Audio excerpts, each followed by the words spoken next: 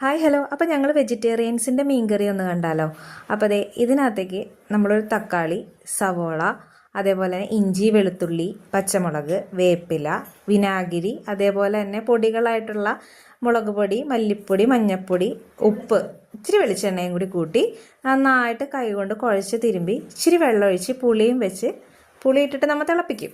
അതൊരു അത്യാവശ്യം നല്ലോണം കുറുകിയൊക്കെ വന്ന വരെ തിളപ്പിക്കണം കേട്ടോ. അപ്പോൾ കുറുകി വന്നു കഴിയുമ്പോഴത്തേക്കും തേങ്ങാപ്പാൽ പിഴിഞ്ഞിട്ട് ഒന്നാം പാലിൻ്റെ പകുതി ഒഴിച്ച് ഒന്നുകൂടി തിളപ്പിക്കും. എന്നിട്ട് അതൊന്ന് അത്യാവശ്യം ഒന്ന് കുറുകി വരുമ്പോഴത്തേക്കും രണ്ടാം പാൽ ഒഴിക്കും.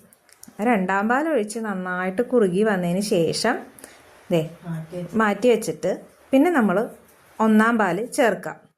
അപ്പോൾ ഇത്ര ഉള്ളൂ കേട്ടോ ഇതിൻ്റെ ഒരു ഇൻഗ്രീഡിയൻസ്. ഇതിനകത്ത് മെയിനായിട്ടുള്ളൊരു സംഭവം എന്താണെന്ന് വെച്ചിട്ടുണ്ടെങ്കിൽ, മീൻകറിക്ക് ഏറ്റവും ടേസ്റ്റ് കൂടുന്ന സംഭവം എന്താണ്? ഇതിൻ്റെ താളിച്ചൊഴിക്കലാണ് കേട്ടോ. അപ്പോൾ അതിന് വേണ്ടിയിട്ട് നമുക്ക് ചെറിയുള്ളി, വേപ്പില നല്ലോണം മുരിച്ചെടുക്കണം. അതിനകത്ത് വറ്റൽമുളക് ഇടാം കേട്ടോ. വറ്റൽമുളക് ഇപ്പം ഇല്ലാത്തതുകൊണ്ട് ഞങ്ങളത് ഇട്ടിട്ടില്ല.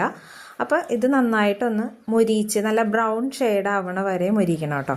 എന്നിട്ട് നല്ല ബ്രൗൺ ഷെയ്ഡായി കഴിയുമ്പോൾ അതിലേക്ക് വേറൊരു സാധനം കൂടി ഇടും. അത് നമ്മുടെ മുളക് പൊടിയാണ്. മുളക് പൊടി നമ്മൾ എരിവിന് ആവശ്യത്തിന് ഇട്ടിട്ടുണ്ട്.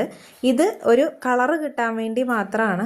അപ്പോൾ എരിവുള്ള മുളക് പൊടിയാണെങ്കിൽ എല്ലാവരും കളറിന് വേണ്ടി ഒരു അല്പം ഇടാൻ പാടുള്ളൂ കേട്ടോ. ഞാൻ ഇന്ന് ഇവിടെ എടുത്തേക്കുന്നത് കാശ്മീരി ചില്ലിയാണ്. അപ്പോൾ അതുകൊണ്ട് ഞാൻ ഇത്തിരി കൂടുതൽ ഇടുന്നുണ്ട് കേട്ടോ, കളറ് കിട്ടാൻ വേണ്ടിയിട്ട് മാത്രമാണ്. അപ്പോൾ ഇതിനകത്തേക്ക് ഇതേ മുളക് പൊടി ഇട്ടു. ഇതൊന്നൊന്ന് മൂത്ത് വരുമ്പോഴത്തേക്കും അതിൻ്റെ ഒരു പച്ചമണം ഉണ്ടാവില്ല, അത് മാറി വരുമ്പോഴത്തേക്കും നമ്മളിത് കറിയിലേക്ക് ഒഴിക്കുകയാണ് കേട്ടോ. അപ്പോൾ ഇത്ര ഉള്ളൂ മീൻകറി. എന്ത് കഷ്ണത്തിന് നിങ്ങൾക്ക് വേണമെങ്കിൽ കോവക്കായോ കായോ എന്ത് വേണമെങ്കിലും യൂസ് ചെയ്യാം കേട്ടോ.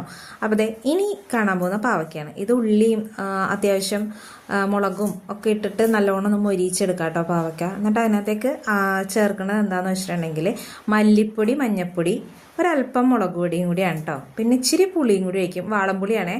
പുളിയും കൂടി ഒഴിച്ച് കഴിഞ്ഞാൽ ഇതൊരു ചെറിയൊരു ഉപ്പേരിയാണ് കേട്ടോ. അപ്പോൾ ഇത്ര ഉള്ളൂ കേട്ടോ ഞങ്ങൾ ഉച്ചക്കലത്തെ സ്പെഷ്യൽ. Bye bye.